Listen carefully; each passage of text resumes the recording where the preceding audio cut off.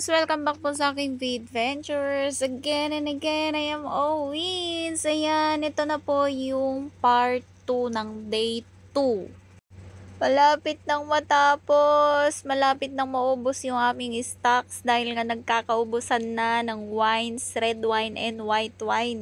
Dahil nga yung station namin ay nahati sa dalawa, yung mga kasama namin sa kabilang station ay naubos na rin ang kanilang white wine and red wine. Kaya naman pumupunta sila dito sa station namin para kumuha kung meron pa kaming stock, pero wala na din. Ang bilis maubos kasi nga ang dami din talaga nila, nasa 450 VIPs. Hindi lang yata, mas marami pa.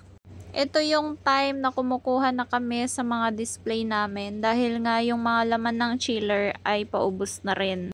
Kaso medyo natagalan ako dahil nga ang hirap abutin. Pinahirapan ako ni Audrey. Ay, dapat Oo, apat-apat na kasi mahirap abutin sa dulo. Okay. Pero okay lang. Thank you na rin at tinulungan kami ni Audrey. Thank you so much. Ayan, kawawa na rin yung mga support dahil nga napapagod na rin sila. Humihingi na sila sa amin ng mga drinks nila at nadadrain na yata sila. Naalala nyo ba nung sinabi ko dun sa first day na yung kamay namin ni Vince ay namamanhid na dahil nga nilulubog namin yung mga kamay namin dyan sa malamig. Mas matindi ngayon, may nangyari pa nga dyan sa kamay ko na parang hindi na siya maigalaw. As in, talaga para na siyang na-froze na ang lamig kasi. No choice kasi sunod-sunod talaga, walang tigil. Noong first day, pwede pa kami magpahinga ng minuto pero dito siguro sa second day namin, seconds na lang. Minsan nga naiiwan ako ng partner ko dyan kasi nga nagra-runner siya, kumukuha siya ng mga kulang namin. Dahil nga yung na-assign dyan na runner namin ay kinuha doon sa buffet, mas kinailangan yata siya doon kaya ayun. May makulit pa na VIP, humihingi sa amin ng red wine. Wala kaming red wine dyan. Gusto niya punuin yung baso niya. Pero nung dumating yung bottle, on the spot talaga nagbukas kami. Ang mahirap doon, naubusan kami ng backup kasi nga kinuha ng iba naming station. Kaya nung may panibago kaming bottle ay nagbukas kami. At may cork pa nga yun, kaya naman talaga on the spot natatanggalin mo yon. Mahirap din yon.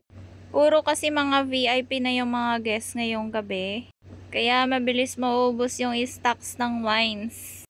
Noong umaga, chill lang kami dahil nga mga influencer.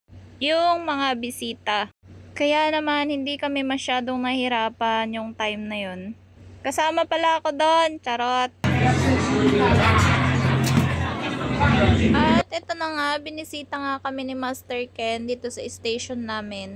Buti na lang kinuhanan niya kami ng pagkain pero hindi naman kami pwedeng magsabay ni Vince kumain. Kaya ang ginawa niya, pinalitan muna niya ako sa pwesto ko para siya muna ang mag-dispatch kasi nga naawa yata siya sa akin. Sabi ko, nilalamig na yung kamay ko. Namamanhid na. Pero hindi rin pala makakain ng maayos kasi nga dry pa yung pagkain. Ang hirap nguyain ng mabilisan lang. Hindi na ako natapos kumain dahil nga si Ma'am Ken ay kailangan niyang kumuha ng backup namin. Si Vince sana ang kukuha kaya lang si Ma'am Ken di niya alam kung saan siya kukuha ng mga ibibigay niya. Kasi hindi niya alam kung saan nakalagay yung mga drinks namin. Kaya hindi ko muna inubos yung pagkain ko. Sorry ha, nabala ka. Okay lang, hindi sir sila kasi dito. Okay. Thanks, Ken. Vince, Baso, kailangan naman ng baso.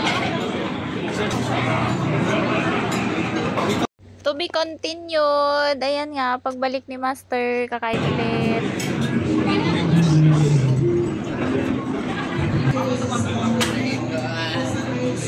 Archie.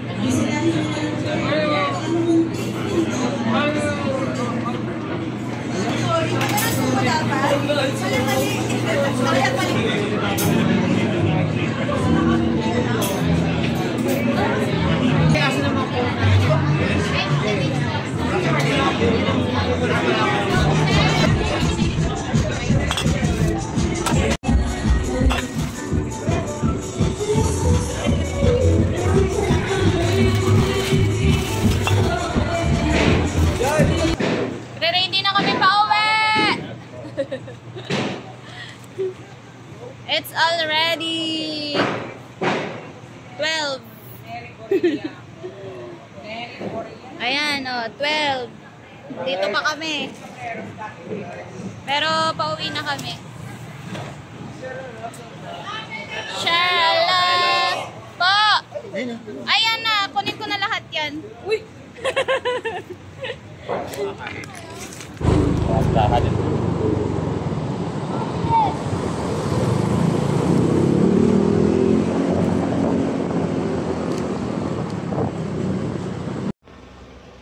Thank you, Master Ken, sa binigay mo.